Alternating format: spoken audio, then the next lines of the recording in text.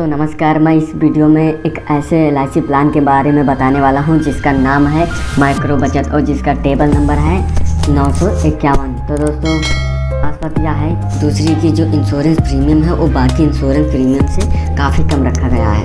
18 फरवरी 2019 में यह plan launch किया गया था। खासकर यह प्लान उन लोगों के लिए बनाया गया है जिनका इनकम बहुत कम है या शॉर्ट टर्म इंश्योरेंस प्लान लेना चाहते हैं।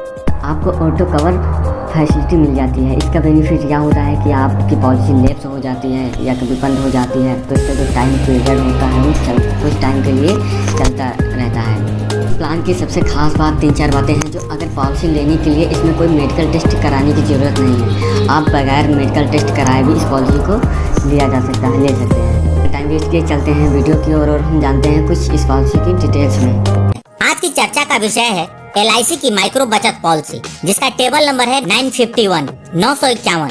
जैसा इसका नाम है माइक्रो अर्थात सूक्ष्म, वैसे ही यह पॉलिसी है। यह मुख्य रूप से कम आमदनी वाले लोगों को ध्यान में रखकर बनाई गई है। इस पॉलिसी के अंतर्गत 5 ऐसी चीजें हैं जो इसे खास बनाती है। जो सबसे पहली खास बात है नो GST। जी हाँ, इस पॉलिसी के अंतर्गत आपको GST भरने की आवश्यकता नहीं होती। आमतौर पर आपको हम सभी को सभी प्रकार के इंश्योरेंस में GST का भुगतान करना पड़ता है, लेकिन LIC की माइक्रो बचत एक ऐसी पॉलिसी है जिसके अंतर्गत आपको GST का भुगतान नहीं करना पड़ता। जो दूसरी खास बात है वह है ऑटो कवर। इस पॉलिसी के अंतर्गत पेड अप वैल्यू का बेनिफिट तो है ही, उसके साथ ऑटो कवर भी है जिसके तहत कम से कम 3 वर्ष तक प्रीमियम का भुगतान करने के बाद किसी कारणवश आप प्रीमियम का भुगतान नहीं कर पाते हैं तो भी कुछ समय तक पूरे सम एश्योर्ड की कवरेज बनी रहती है। इसकी चर्चा इस वीडियो में आगे विस्तार से करूंगा।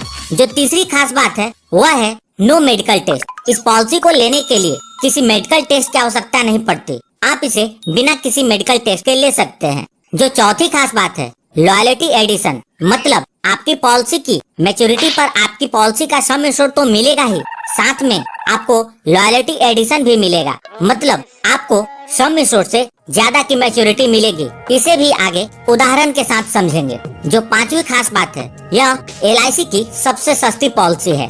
कुल मिलाकर यह एक बहुत ही जबरदस्त पॉलिसी है। यदि आप ज्यादा सम एश्योर्ड की पॉलिसी लेने का प्लान कर रहे हैं तो भी आप 2 लाख के सम एश्योर्ड की ये पॉलिसी ले लीजिए और बाकी सम एश्योर्ड की आप मनचाही पॉलिसी ले सकते हैं।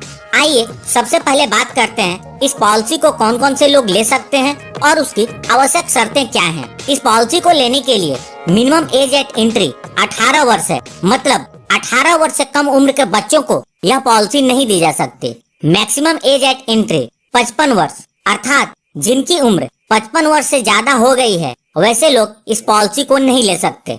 मिनिमम सम एश्योर्ड, इस पॉलिसी के अंतर्गत मिनिमम सम एश्योर्ड 50,000 रूपए है। 50,000 से ऊपर का सम एश्योर्ड 5,000 के गुणक में उपलब्ध है। मैक्सिमम सम एश्योर्ड, इस पॉलिसी के अंतर्गत मैक्सिमम सम एश्योर्ड 2 लाख रुपए है। जैसा कि पहले बताया था यह पॉलिसी कम आमदनी वालों को ध्यान में रखकर बनाई गई है, इसलिए इस पॉलिसी का मैक्सिमम सम एश्योर्ड सिर्फ 2 लाख रुपए है। पॉलिसी टर्म, इस पॉलिसी के अंतर्गत मिनिमम पॉलिसी टर्म 10 वर्ष का है, अर्थात 10 वर्ष से कम का पॉलिसी पीरियड उपलब्ध नहीं है। और मैक्सिमम पॉलिसी टर्म 15 वर्ष है, अर्थात 15 वर्ष से ज्यादा के लिए यह पॉलिसी उपलब्ध नहीं है।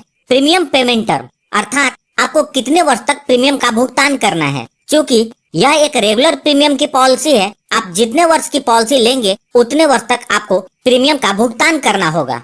यदि आप 10 वर्ष की पॉलिसी लेंगे तो 10 वर्ष, 12 वर्ष की पॉलिसी लेंगे तो 12 वर्ष, और यदि आप 15 वर्ष की पॉलिसी लेंगे तो 15 वर्ष तक प्रीमियम का भुगतान करना होगा।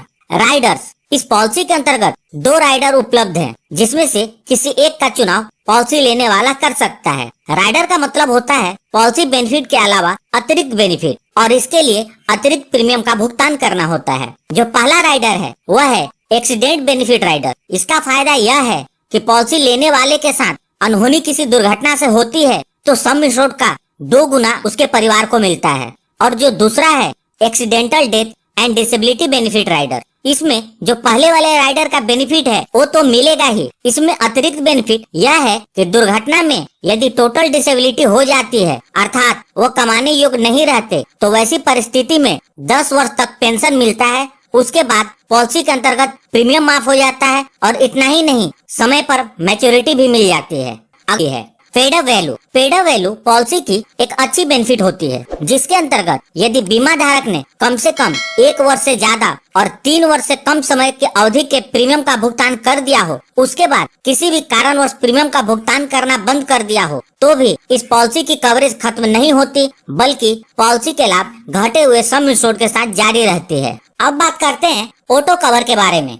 यदि बीमा धारक ने 3 वर्ष से ज्यादा लेकिन 5 वर्ष से कम अवधि तक के प्रीमियम का भुगतान कर दिया हो और किसी भी कारणवश वह प्रीमियम का भुगतान करना बंद कर दिया हो, तो भी अगले 6 महीने तक पूरे सम इंश्योर्ड की कवरेज बनी रहती है। लेकिन बीमा धारक ने यदि 5 वर्ष या उससे अधिक अवधि तक के प्रीमियम का भुगतान कर दिया हो और उसके बाद प्रीमियम का भुगतान करना बंद किया हो, तो अगले 2 वर्ष तक पूरे सम इंश्योर्ड की कवरेज बनी रहती है और 2 वर्ष के बाद पॉलिसी का सम इंश्योर्ड कम हो जाता है।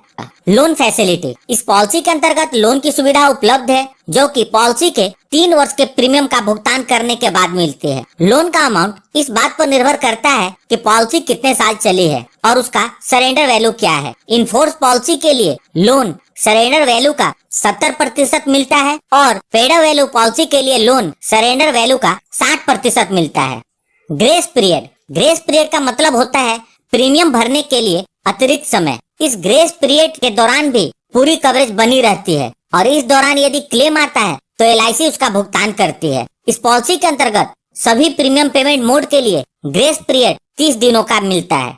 रिवाइवल ऑफ पॉलिसी, रिवाइवल का मतलब होता है बंद या पेड अप पॉलिसी को फिर से चालू करना। यदि आपने कुछ वर्षों तक पॉलिसी के प्रीमियम का भुगतान किया और उसके बाद प्रीमियम का भुगतान करना बंद कर दिया और आपकी पॉलिसी लैप्स हो गई या पेड अप वैल्यू पर चली गई, तो आप पॉलिसी को 5 वर्ष के अंदर कभी भी बकाये प्रीमियम का भुगतान इंटरेस्ट के साथ करके फिर से चालू कर सकते हैं। प्रीमियम पेमेंट मोड, इस पॉलिसी के अंतर्गत ईयरली, हाफ ईयरली, क्वार्टरली और मंथली प्रीमियम पेमेंट मोड उपलब्ध है, जिसका चुनाव आप अपनी प्रीमियम भरने की सुविधा के अनुसार कर सकते हैं। टैक्स बेनिफिट, इस पॉलिसी के अंतर्गत जो प्रीमियम का भुगतान होता है वह इनकम टैक्स के सेक्शन 80C के अंतर्गत एग्जम्प्टेड है और जो मैच्योरिटी या डेथ बेनिफिट के रूप में जो अमाउंट पेड होता है वह इनकम टैक्स के सेक्शन 10D के अंतर्गत कम्प्लीटली टैक्स फ्री होता है। सरेंडर वैल्यू, इस पॉलिसी के 1 वर्ष के प्रीमियम का भुगतान करने के बाद बीमा धारक पॉलिसी को सरेंडर कर सकते हैं,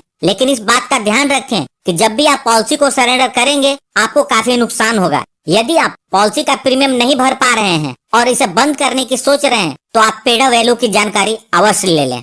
तो दोस्तों, यह थी माइक्रो बचत पॉलिसी की जानकारी। यदि वीडियो अच्छी लगी हो तो प्लीज इस वीडियो को लाइक करके मुझे प्रोत्साहित जरूर करें। और सबसे महत्वपूर्ण, यदि आपने इस चैनल को अभी तक सब्सक्राइब नहीं किया है तो जरूर कर लें और जुड़ जाएं हमारे साथ इंश्योरेंस की जानकारी के लिए। और साथ में बेल आइकन को भी क्लिक कर दें और ऑल सेलेक्ट कर लें, ताकि जब भी मैं नई वीडियो अपलोड करूं उसकी नोटिफिकेशन तुरंत आप तक पहुंच जाए। और अंत में अपना कीमती समय निकालकर इस वीडियो को देखने के लिए आपका बहुत बहुत धन्यवाद।